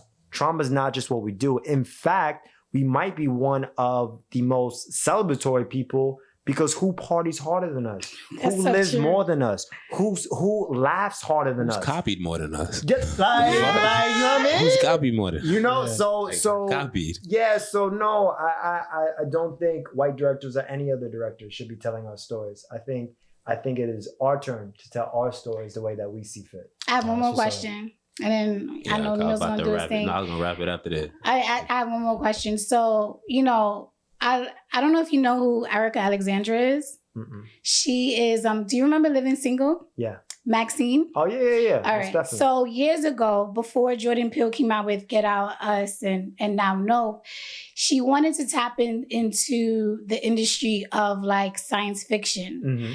And I'm like, at the time when she brought it up, I was just like, science fiction, Black people, I don't know. Mhm. But now that you see this shift where you see Lovecraft Country, you see Get Out, Great show. you're like, wow, I can actually see my people doing stuff like this. We're so, no disrespect to 50 and shout out to 50 for power, but I can't sit there and watch Black people doing drugs and going to jail, and that's not my thing. That's me personally. That's not my thing, especially if you lived in Brooklyn and you actually seen things like that happen. But like, how do you feel about the cultural shift of how these new Black directors are bringing us into a different light? How do you feel about that? I think it's important. I think it's a big deal. I think we are super fortunate because I think we're living in a modern day Black renaissance. And if white people try to kill us or pillage and take everything like they've done several times over in America and throughout the world, this time it'll be documented. But then again, like, you call a spade, it's working. Yeah. Because you said it's a business, right? Mhm. So at the end of the day, if one Black movie, that has a different perspective and it works, then you're gonna see more. So That's right. as we kick down the doors. That's not true. Like, what Because Lovecraft Country did awesome and they didn't renew it. What's that? But then look at Get Out. No. Look at But what is Get Out? What makes Get Out different than any other racist movie? What do you mean? What does make Get Out different than any other racist movie? It's with the terror. It's a racist movie. No, what's the It's a racist movie. She's like, nah, I'm No, not it's getting telling you. over that. You're like, nah, you still think of a different What term. word you trying to think? It's a racist movie. I'm It's not talking suspense. about That's what it is. It's a I think it's suspenseful A suspense. Horror. It's a black horror movie. Black people do not do horror movies. So a lot of people are scared of the white man. I get it. yeah, but it's I a get horror it. movie. But it's like, when you labeled talk about- horror, but when you watch the movie in the scope, what makes it different than any other racist movie? That's what I'm asking you. I think it's because it's tapping into horror, like, you know what I'm saying, and you getting more of those types of movies I see what you mean. Like instead of like comedy or right, it's or under that dramedy genre of horror. Like, you know what I'm saying. How many Black horror movies are there? But the subject's not different. Yeah. It's just the theme is different, but the subject's not But- different. It's not original. No, but going back to what Mills is saying, like usually when they have a horror flick and there's The black one person black dies. person, the black person dies. But in this scenario, like the black people Yeah, it's a whole are black alive. movie, but- All the black people live. Oh, that's why I liked it, because black people survived, because the movie's Word. not good. Hell No, yeah. but fucking no, crazy. it's not that. I'm not talking about what is it that we like. But what I'm saying is, and I don't know if this is what you're trying to say as well, Mills, that these horror movies are usually created by white people. Because You will it's a have white people thing. no, but hold on, let me finish. Uh-huh. But then you will have like one black person, and that one black person is mostly gonna die, and they gonna die first. I hear that, but No, what's no, but the what I- difference no, but what I- between no, no, what I'm Get Out, saying- right, and No. any other racist movie? I forget horror. No, what I'm Any saying. other horror? Oh, any but that's other what racist movie. we're talking. We just Nah, talking but about what horror. I'm saying But it was is that- horror. That's It what made was- it different. What I'm saying But it's is still racist. It's just a racist movie. All right, let me say Oh, what get I'm your shit saying. on. My fault. Go ahead. Yeah, what I'm saying is that you have that movie, and then you're gonna see other like Black directors or Black actors moving in that direction. You're gonna see more of those types of movies because it works. I don't think so. How? Who else done it but him? The fuck? I'm confused. But for him to Get get- Out didn't come out last week, my nigga. Who else Yeah, did it but for him him? to- but for him to get 3 other movies, like that's Two other movies. Nope and Us. Get Out is the first one. You said 3 other movies. 2 other. I mean, yeah, 2 other movies. Yeah, that's an accomplishment. Because it could have been just Get Out, and then you would have never heard from him again. That's not true, because he had a show. He literally had a show before. But he's not. We're not gonna sit here like he's a nobody. He didn't come out of nowhere. He's not doing comedy. These are not comedy. So it's not jokes in these movies? I'm fucking confused. It's a racist movie. I don't get what makes a movie so. It's not. Let me say something. It's only different because the racist movies that I see are not horror flicks. So they want us to be scared of white people? I'm confused. No. I'm confused. It's horror when you watch this. Horror movies are not for us, though. That's not horror movies. This is white people thinking. We don't dress up in masses and run around killing. That's white people culture. Why would we want to be part of the white culture? That's what I'm confused about. So you saying we should stay in horror movies is strictly for white people? It's other. You don't have to go horror. You can go. What's other genre that we haven't tapped into? But I'm not saying why do you want to touch a white genre anyway? But you also So got to horror remember movies are only for white people. So where did all of these horror movies? Where did these ideas come from? The ideologies of all these horror movies. Jason, Freddy. That's white. This is white culture. Am I bugging? But then Listen, This is white culture. you are absolutely correct in the sense of. but then you could. But But what about? then saying that, you could say that doing movies is a white culture because. Black people do a big But that's true too. But what if there was a black director that never I can't even speak right now, that never had the chance to do a horror flick at that time? Because the times are different. Want to do it? No, but I'm hearing actually both things right now. I think what I'm hearing from you is you're saying because Jordan Peele went into horror and how he did the horror, there's going to be more black directors that expand outside of what we've seen before. Oh, yeah. Right? That's what I'm saying. Yeah, that's a fact. That is definitely true. Now your side, which is very valid, is the fact that racism is still in the film, which is driving us, and that's a very important thing with what you're saying. Because he got the opportunity because he's still showing racism, people being superior. I understand how y'all looking at it. Oh, he's in horror, but he's getting it because of what? Did you see Nope? No, I didn't watch Nope. Oh, you need to watch it. We talking about Get Out though. We're starting from the beginning. Because y'all saying that it's helping grow. It grew one man. I haven't seen nobody else tap into it. I don't watch. I'm not a horror movie person. If you know another black director that's doing horror movies, please let me know. But then it's black actors too. So it is. So but yeah, but that only just one man. But that's super. No, but it's one director. Why are you switching the argument? We're not talking about acting. It's black people in white horror movies. Is it not black people in white horror movies? We just said that. We literally just said that. All right. But they died at the beginning. They died at the beginning. That's not true because I think Trey Songz survived the Texas Chainsaw Massacre. We're not gonna keep doing that. We're not just gonna talk about the. That's one movie.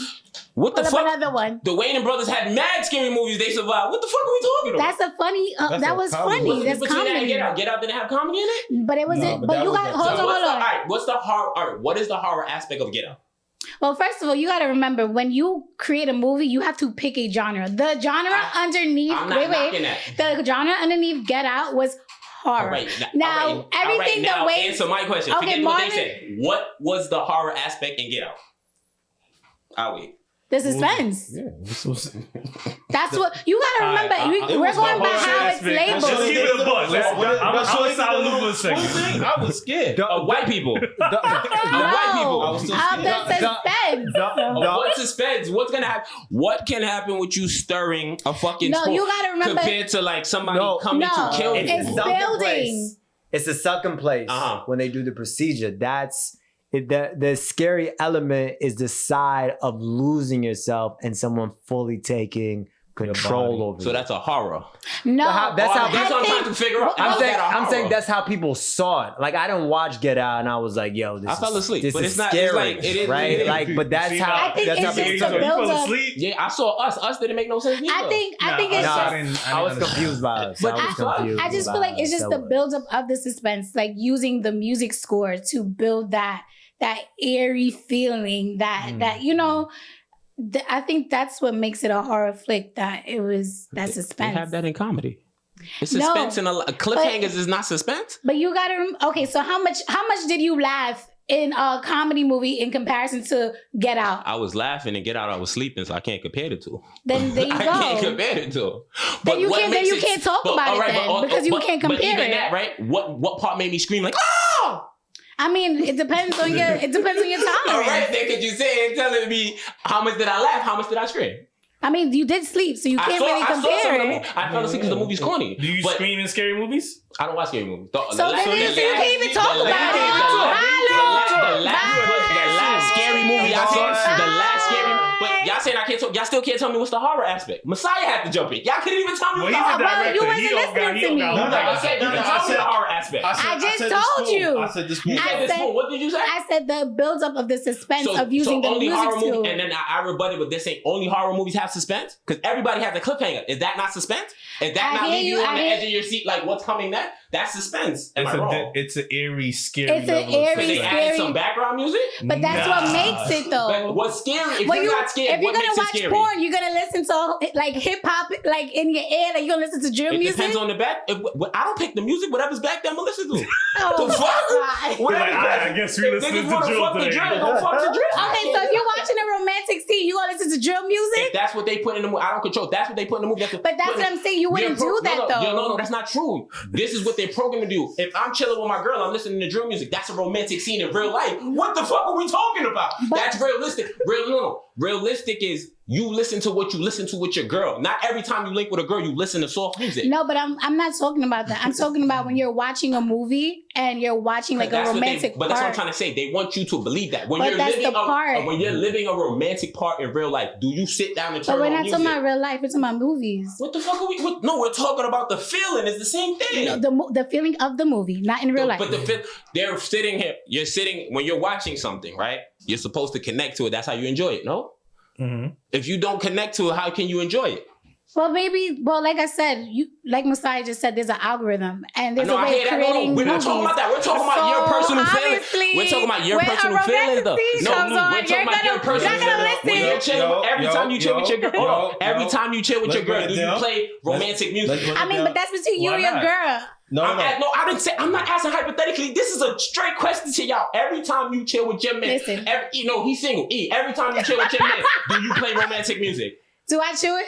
Sometimes. No, that's not every time. The question is, every time you chill with your man, do you play romantic music? Every time you and your man about to get intimate, do you hit the radio? Okay, let me just You get what I'm saying? I will answer this question. Ideally, in a perfect world. I will answer this question, dude, but let me just say, I am talking specifically about movies. I'm talking about the connection of the movie. Okay. I am specifically talking about the movie, and I'm gonna answer your question, but I do have to say that when I'm watching a romantic movie, like, or whatever the case may be, like The Notebook, you're not gonna hear drill music. That's like saying like I'm listening to R&B and yo, they talking about love. Like it builds up to me loving my partner. So can I ask a question now? So now I'm gonna answer your question. No, I don't listen to whatever all the time when I'm with my partner. So what makes you like the movie so much if you can't relate to it realistically? But it's the feeling. It's the feel. Okay, do you listen to drill music all the time when you with your girl? For the most part. For the most part. I don't listen to R&B. I literally came in here and said, I just started back listening to R&B. When I listen to Money Long. I don't listen to R&B. I was like, damn, I thought he listened to R&B. I don't listen to R&B. I listen to R&B back in the day. You listen to reggae? No. I listen to dancehall back in the day. So you don't listen to no type of... I listen to music. So prior to now that you're listening to R&B, prior to that, you never listened to like a love song? A Boogie, whatever A Boogie drop. Okay, so that's hip hop. Yeah. And that's what I'm saying. Like hip hop artists, they do come up with love rap. songs. It's not like but it doesn't matter. But it still gives you a feeling. You love your girl now more when you listen to that A Boogie, right? That's not the question. You can take that. When I go home and me and my girl have sex, I'm like, yo, let me throw on some R&B. Let me throw some romantic. That's not what I do. But I don't you just said every time I kiss my girl. You just said A Boogie though. Let's bring it back. Think about it. Every time you have a romantic scene, let's bring it back. You get what I'm saying? It's okay, Lou. Not being realistic. I can't wait to watch one of your movies. Music. I can't wait to watch one of your movies that you direct. I'm just saying, in the sense no of music at all.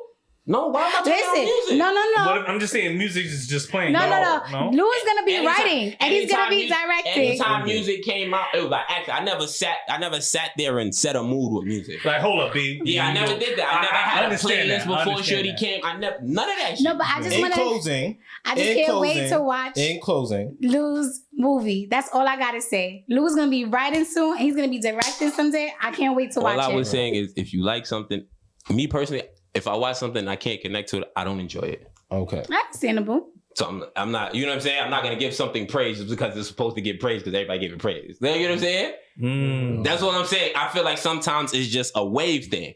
You need to watch Nope. I'm going to watch, and if it's bad, you going to refund me? No, but This is it'll what change the perception.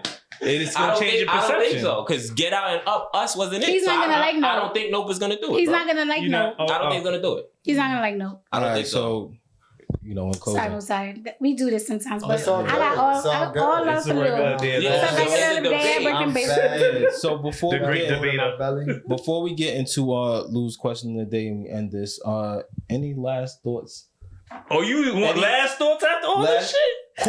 Quick last Oh, thoughts. no. All I gotta say is, Mosiah, continue reaching for the stars. Continue, you're doing Last Bodega in Brooklyn projects. You're shout doing it the out. comedy, you're organizing, you're a creator, you're a director.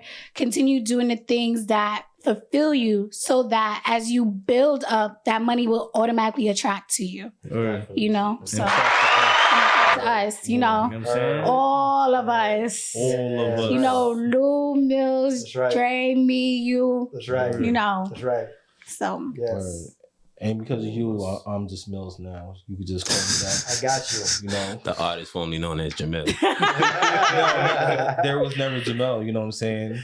That was got all a washed- facade. That got washed away in the So ocean. pull out your leg. La agua de la gente. You know what I'm saying? Jamil was living a lie. I hear that shit. But So Lou, to end it off, right? To keep it in the theme, right? What is your go-to movie or show when you're just trying to watch something and enjoy it? What is your go-to movie or show? Ooh. I mean, I'll start and say I don't have a go-to Mhm. because I'm not that type of person to be going Watch back. the same thing. Going back to anything. Mhm. But I do know a lot of people that do. I'm one. I'm one. I'm so definitely all the ones, the floor is y'all's. I'm gonna say Goodfellas and Hunter x Hunter. Okay, that's a good one. That's good. I would say The Office. I love The Office. And Kirkland. All right. You said no, and Lou. I I got ain't say it. no. Oh, let's You said look, you he got just- He's like, yeah. Well, you know I do this. You did agree with Mills. You did agree with Mills, but go get your shit I off. realized he was doing. You know Dre don't be knowing what the fuck he be saying. Go ahead. Let Dre go. Dre, I be trying to save you. This nigga be trying to pull you out, bro. That's fucking Dre. Get your shit off. Say Friday, The first one? Yeah. the first one. Okay, I'm not mad I at that. love that shit. Okay. And Fresh Prince of Bel-Air. The Oh, new I should've one said or the old Martin. one? Damn. Old one. Oh. I wanna add Martin. No. At it. I just did. Damn, I got it. Okay. I guess I'm a junkie because Black AF I watched at least from episode 1 to 5, at least 1 to 8, at least 10 to 20 times. Me and my girl, we watch that shit like that's a throw on. Anytime Paid in Full, Yeah. Okay. That's a good one. anytime He Got Game, and Jamie Foxx show is my favorite show of all time. So Yeah. Jamie Foxx, gotta get that. That's my nigga. Like Jamie Foxx is my favorite show of all time. So. He said that last week. Yeah, you Nah, really did Jamie's say probably that. really Current fuck. thing I every week. really fuck. Nah, Jamie, that's my favorite actor. He the top dog to me. Niggas can't say nothing bad about Jamie other than he fuck white women. Other than that, niggas can't say nothing bad about Jamie to me, bro. I can't with Lou. So you heard that twice, Jamie Foxx. Stop fucking these white women. You know what I'm saying? Oh, that's what you said. My bad. Nah, I'm saying you love. You know, he loves you, son. Yeah, that's your my man. thugs, man. Shout out Jay Fox, man. All right, so Mosiah. Yo. So it's because like you be saying Mosiah, but when you just said your story, you said Mosiah. Yes, with the Z. So we've People been saying it always wrong this whole time. Yeah, people do it a lot. I don't really. Spanish people say Mosiah. Yeah. I mean, That's I why. think everybody says Mosiah because Some people say Mosiah with the Z. Some people say Messiah. It's all good. But I know, when what you they, heard I know it- what they're trying to say. when you heard it, you heard Mosiah. When who said it? When you heard it in When In he the told order? his Oh, story, yeah, when with he the told Z. his story, Yeah, he said yeah, it came yeah. out. Mills, you don't be listening? Yeah, that's what That's what he I'm said. saying. All about that, he said He didn't say he ain't seen. You feel When me? it came to him and it came out like. Yeah, but you said heard it. That's why I was confused. That's why I was like, you didn't listen to the story. Nah, no lie. When you said that, I was like, you know what I mean? I'm like, is he pronouncing it wrong?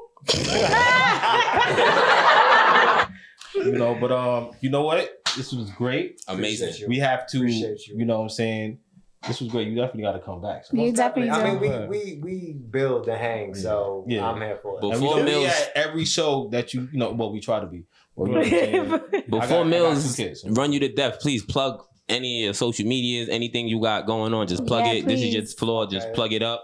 Yeah, if you want to check out my stuff, look for me on Instagram and TikTok at Mosiah Makes Moves. Your TikToks be very informative. You have 2 pages. Yeah. And that page that all the like the official shit, I was like, why didn't I see this shit? What page? Do you have a page that you have like all of your like? Oh yeah, that's the last little thing on Brooklyn page. But I'm revamping. I'm doing some things with the brand right now. Okay, Mhm. so there you have it. Yeah. Zion. Your Instagram? Yeah, I have to breathe a little bit. Oh, you got your. He did his already. That's why I say yours. Go ahead. It's my turn. Damn, Dre, you don't even be in the jokes no more. You here? Dre been asleep this whole episode. Go ahead. When I look back at the tape, and he was sleeping with his eyes open this whole time. The whole time, nigga Dre like this. I don't know what the fuck they talk about, but I'm gonna sit here, boy. I was like, yeah, this nigga Dre in the corner like this. Like, oh, I think he told me, hey, that's you, girl? Oh, shit. Nah, boy. But yo, it's MILLX.BB on your Instagram, and that's me. And mine's is eriquita.bb, so ERIQUITA.BB. And Brooklyn Basement. Yeah, you gotta take that note. Dre's not here. BKLYN.basement. And I got an announcement, guys. I changed my name. Yay! It's just Dre.bb. And listen up. Whoa. Oh, why yeah. you always treat me like animal, my nigga? What's going on here, bro?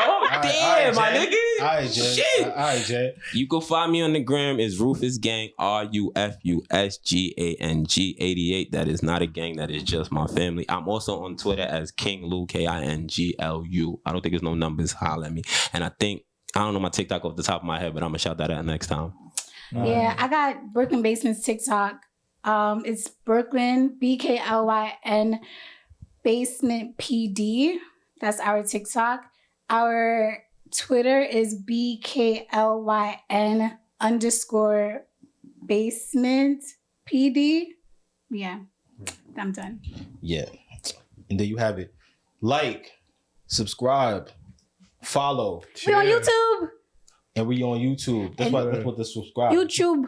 Because you can only subscribe on YouTube, right? YouTube. I don't know. Comments. I know you can follow share. I know you can follow on like Apple Podcasts and Spotify and shit like that. You can So follow. wherever you see Brooklyn Basement, do whatever the next step to say that you fuck with it, do it. You know what I'm saying? Comment, please. If you want to talk shit about Dre sleeping, that's fine. Yes. I won't feel away. Yeah. Comment on this nigga sleeping. With his eyes open, he's very talented. If y'all did not know that he was sleeping with his eyes wide Yo, open you this a whole horse? episode. Yo, we are definitely gonna chop that up. So you don't have some Instagram shit up there. You gotta put that shit in there and have fleas crawling all over his face. This nigga sleeping on the pod, son. And there you have it. Lou. You are loved and respected here at Brooklyn Oh, Basement. my fault. You want to do it again? Yeah, yeah. Lou, as he would say. You are loved and respected here at Brooklyn Basement.